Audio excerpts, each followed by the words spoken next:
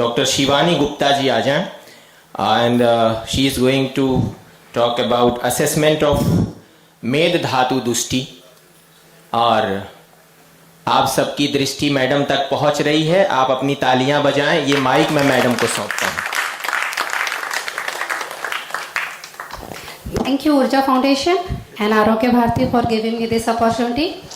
And my today's topic is about the assessment tool. In Ayurveda, not only the treatment part but the assessment tools are very much properly defined about the pathological components. So today I am going to discuss about the assessment criteria for Med Dhatu.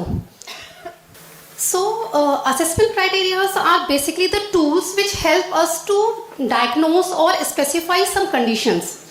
For example, those who are not very much familiar with Ayurveda, like we go in the laboratory and test for the lipid profile and sugar. These are basically the assessment tool which tells about our body's biochemistry. In the same way, in Ayurveda, the basic components which are dosh, dhatu and mal has been described in details about the pathological and physiological conditions. So here we are discussing about the assessment criteria specifically for Med Dhatu. Med Dhatu is the fourth component of the nourishment part, that is dhatu, and it exists in two forms in our body. The one is the sthanastha dhatu, means the dhatu which is being at a place and doing its all functions, and the another one is the margas dhatu, which is in the process to nourish other body components, like it is going to nourish the next dhatu.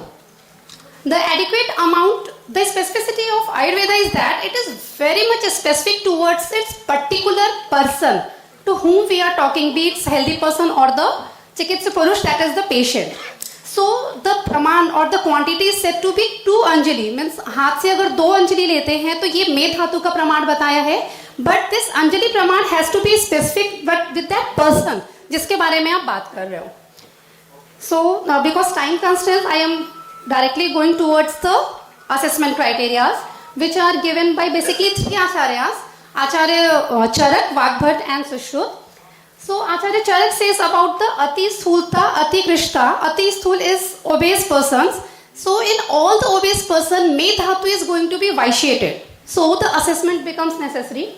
Ati Krish, Ati Gaur. Ati Krish means lean. Ati Gaur, those who are extremely fair, which is very much relevant with the albinos. Ati Krishna, that is dark skin colored people. Ati Dirgha, who has a genetic figure. Ati Hraso, dwarf people. Ati Lom, those who are going to extreme hairs or the hypertrichosis. And the Aloma, those who are not having skin hair at all. Along with that, Asya Madhurya is very much important feature. See, what is Asya Madhurya? माधुर्य means मीठापन होता है. अगर person को बिना कुछ खाए भी मुंह में मीठा स्वाद बना रह रहा है, इट इज इंडिकेटिंग टुवर्ड्स मेद धातु. These features are important to understand because जिस टाइम पे डिजीज आपको मिलती है बायोकेमिस्ट्री के वे में या लेबोरेटरी में, तब तक वो डिजीज पूरी डेवलप हो चुकी है. What does Ayurveda says that before occurring the disease we must stop it. So जिस टाइम पे पैथोजेनेसिस बन रही है उस टाइम पे जानने के लिए ये सिम्टम्स आते हैं. करपाद दाह सुप्तता मीन्स पेशेंट बताता है कि हाथ पैर में जलन रहती है और नमनेस रहती है. मुख तालु कंठ शोष, पेशेंट का जो बकल कैविटी है ये ड्राई फील होता है. This thing has to be remembered that ये ड्राइनेस पानी पीने के बाद भी बनी रहती है. अदरवाइज हम डेली रूटीन में अगर आप कम पानी पी रहे हो या कुछ एक्सर्शन करके आ रहे हो, this is going to happen. But in spite of having proper hydration, if patient is having मुख तालु कंठ शोष, then it is showing towards the मेद धातु दुष्टि. पिपासा, that is going to be extreme thirst patient को होगा. आलस्य, इससे सभी लोग परिचित हैं, लेकिन ये आलस्य का लेवल या जो लेथार्जी रहती है, it has to be more than their normal level. ठीक है, हम सभी को कभी न कभी बहुत कंटाल आता है. अभी भी सुन के सब लोग बिल्कुल बोर हो गए, but this is not the thing. आपका जो यूजुअल लेवल है उससे ज्यादा आलस्य का होना. मलकाय छिद्र उपदेह, अर्थात बॉडी की जितनी भी ओपनिंग्स हैं वहां पर किसी न किसी प्रकार का मल होता है जो हमारे उस बॉडी के होल को प्रिवेंट करता है या प्रोटेक्ट करता है. अगर वहां पर मल बहुत ज्यादा होने लगे हैं, एक्सक्रीशंस बहुत ज्यादा हो रहे हैं, दे आर इंडिकेटिंग टुवर्ड्स मेद धातु दृष्टि. परिदाह अलॉन्ग विद मूत्र दोष, पूरे बॉडी में जलन होना, डिफरेंट तरह के यूरिनरी डिसऑर्डर्स का होना. विष्ट गंधी शरीर, बॉडी से बहुत ज़्यादा अलग तरह की स्मेल आना। जब बहुत ज़्यादा स्वेटिंग होती है तो इट्स नॉर्मल, बट अगर नॉर्मल कंडीशन में भी जब स्वेटिंग बहुत ज़्यादा नहीं है, still if the person is having bad order, then it is going to be known as विस्त्रगंधि and it is indicating towards मेद धातु दृष्टि। देन निद्रा, तंद्रा, सर्वकाल, हर समय नींद आना। अभी बहुत सारे लोग को आ रही है, that is not the thing. लेकिन अगर आपको बिल्कुल फ्रेश रहने पे भी, नहा के आप बैठते हो ऑफिस में काम करने तो भी नींद आ रही है, बिल्कुल वीकनेस लग रही है, that is going to be known as निद्रा, तंद्रा, सर्वकाल। शैया, आसन, स्वप्न, सुखरति, अर्थात आप जिस भी सिचुएशन में है उससे एक सिचुएशन ज्यादा लेजी में होना चाहते हैं। अगर आप खड़े हो तो आप बैठना चाहते हो, अगर आप चल रहे हो तो रुकना चाहते हो। These are things are happening now which are not earlier present, it is indicating मेद धातु दृष्टि। केश, नख अतिवृद्धि, बालों का, नेल्स का बहुत जल्दी जल्दी बढ़ना। शीत प्रियता, बहुत ज्यादा ठंडी चीजों के लिए अफेक्शन हो रहा है।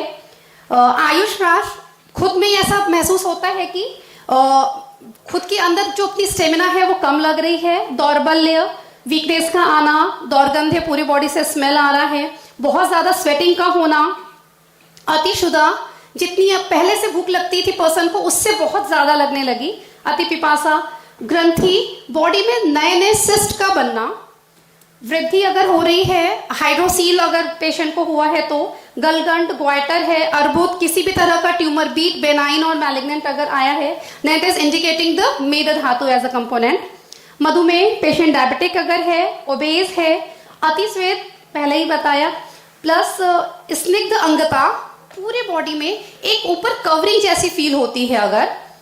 उदर पार्श्व वृद्धि, this is indicated by Acharya Vagbhata which is very much important.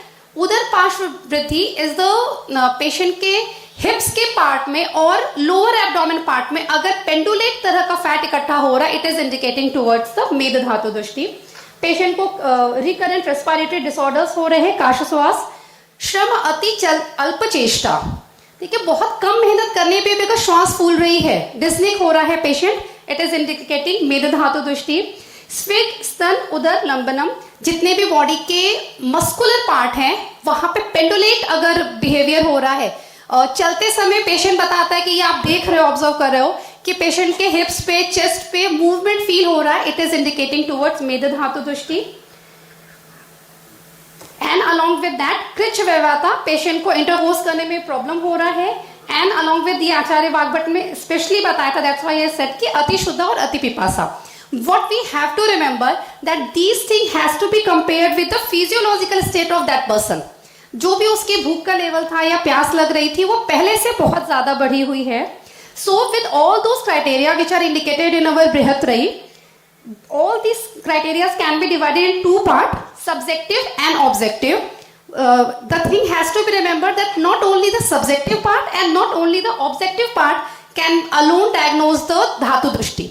Both should be considered. So objective criteria जिनको हम लोग काउंट कर पाते हैं उसमें बॉडी के जितने भी सर्कमफेरेंस हैं, फैट एनालिसिस है, पेशेंट का height, weight, all those come with उदर पार्श्व वृद्धि, स्फिक्स्तन, उदर लंबनम, ग्रंथि वृद्धि, गलगंड, अर्बुद, मेदोज, ओष्ठ प्रकोप का होना, डायबिटीज या अतिस्थौल्य, अतिकृषि, ये सारे जो सिचुएशन बताए हैं जिन्हें आप ऑन इंस्ट्रूमेंट्स आप उसे काउंट कर सकते हो।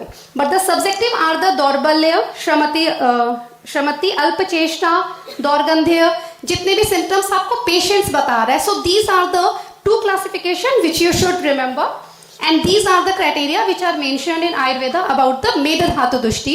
Why these criteria are important? Because Meda is involved in almost all sort of inflammatory disorders. जिस टाइम पे ओबेसिटी बोला गया या अर्बुद बोला गया, आपको याद आएगा कि जितने भी इन्फ्लेमेटरी डिसऑर्डर्स है वो सभी यहाँ इंक्लूड होते हैं और उन सभी में मेद धातु की दृष्टि होना कंपल्सरी है। So if we know that Med Dhatu is going to be vitiated at the early age, we can take precautions and we can give treatment, because what Ayurveda says that prevention is much better than the treatment. Thank you. That's all.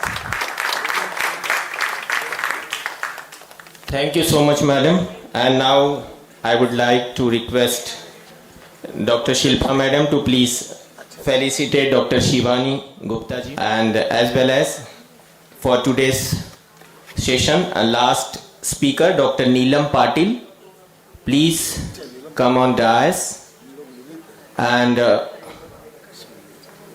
her topic is clinical study to evaluate the efficiency of Janu Basti and effectiveness using aromatic lemongrass essential oil in osteoarthritic knee.